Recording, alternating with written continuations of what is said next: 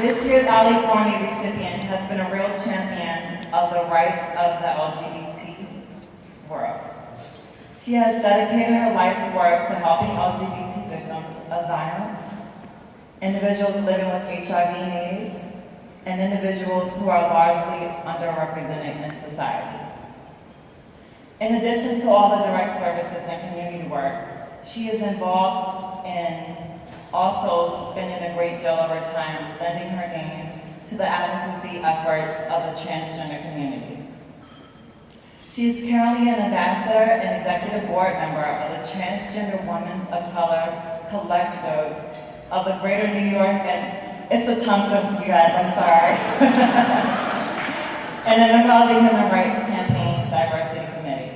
I'm like looking at all these things, and I'm just like, I need to do more because she does a lot, okay? Yeah, seriously.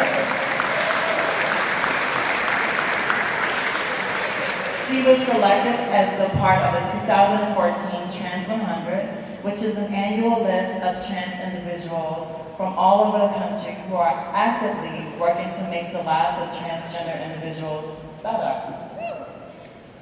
I'm not done yet, wait a second. She's currently the face of BX Smash, a comprehensive campaign that deals with intersections between cisgender and transgender women. She is also the face of an anti-violence campaign by Deutsche Bank, Born to Be, which will debut this fall. I could go on and on, you guys, clearly, but I'd rather you all meet her for yourself. Ladies and gentlemen, please join us in welcoming to the stage the 2014 recipient, Miss Vanessa Victoria.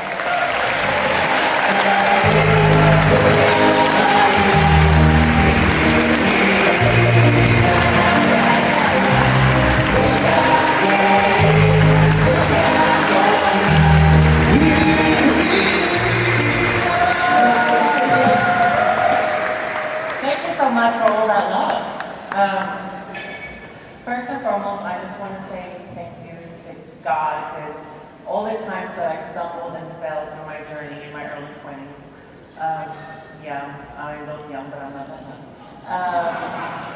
young. He always lifted me up and got me back and gave me the resilience and the knowledge and the experience that all that I did to be able to do what I do today. Also my mom, my sister, my family. I am really blessed. I have a very supportive family. My mom is my hero, is the woman that I look up to. She literally looks just like me. But she's like 4'11", so it's like a mini size. My fiance Michael and my stepson Tommy, I love them so much, and I am so proud to have a family. They make me feel so happy and so blessed. And of course, at Trans Women of Color Collective, we do so much work for the trans community here in New York. I just came back this past weekend from a retreat that we did, Black Trans Revolution, for trans women of color in Pittsburgh, and it was just transformative to be in a room surrounded by trans men and trans women of color. And it was really inspiring and empowering to be, for us, we have so much resilience. We go through so much. And I really needed that break from New York, because New York is just stressful. And what I do, my work, as you probably heard, I'm a counselor at the Anti-Violence Project. And it's very rewarding, the job that I do, but it's very, it's hurtful, it's triggering. Me as a survivor of intimate partner violence, I know I've been through that firsthand, and it's really hard when you have to sit in your other chair, the counselor's chair, and you have to see someone that has been a victim and being triggered right there, but focusing and realizing that it's not about you, it's about them. But it's really hard not to, you live through that. How can you not feel that? But that's the passion that makes me motivated to want to do even more. Because I've lived through so many bad experiences, great experiences, everything that made me the strong woman that I am today.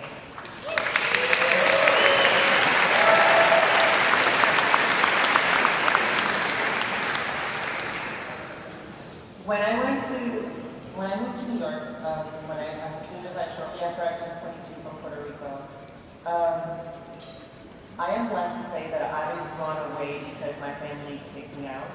I am very privileged to have a supportive family.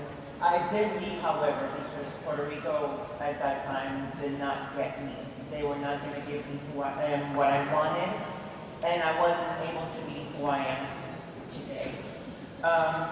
With all the blessing of friends and family, I moved to New York, and the first place that I actually ran into later on, shortly after I moved here, was at Ali Corning Center.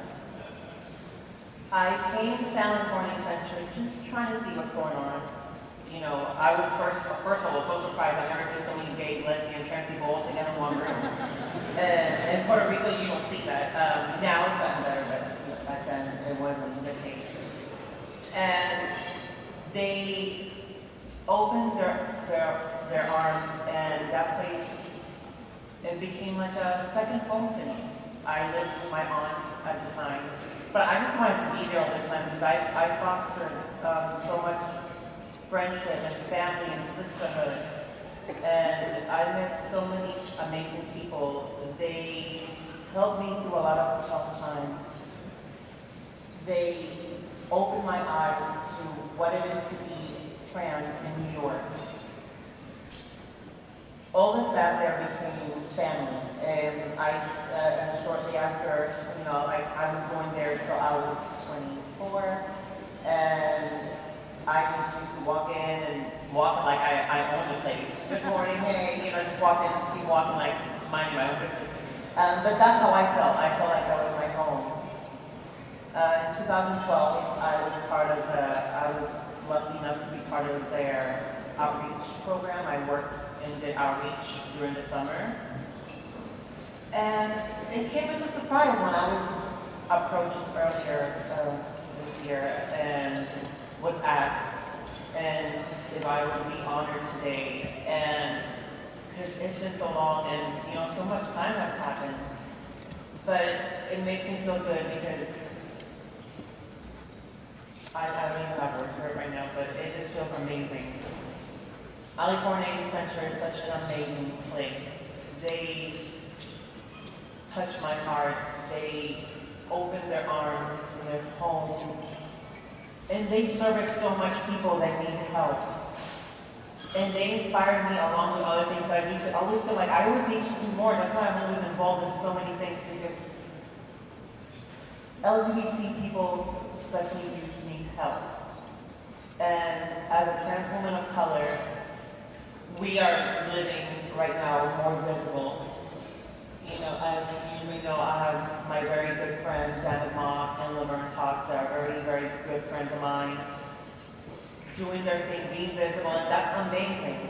It's amazing that we do this, that we're out there, that people see that we do have a normal life. Like me, I am proud that, you know, I work a 9-to-5 job, and I go home and I have a fiance and I have a kid, and that makes me happy, even though on the weekends I just want to lay in bed and be home and be a stay-at-home mom. I love it. It fulfills me. It makes me feel happy because I have always so much going on that when I don't, I appreciate those moments that I have with my family. And with all this visibility that we're getting, trans people are still getting murdered. We are still getting murdered in the streets because people do not like and do not tolerate or accept who we are. And that's not right. The fact that we keep dying even puts me at risk and makes me feel scared sometimes, and makes me always have to watch around the corner and wonder, am I going to be next? Because this is not fair. We keep dying, and for what? Hate? People can't accept who we are? It's 2014, and I know people need to get on and move on and know that we are here, we're not going anywhere.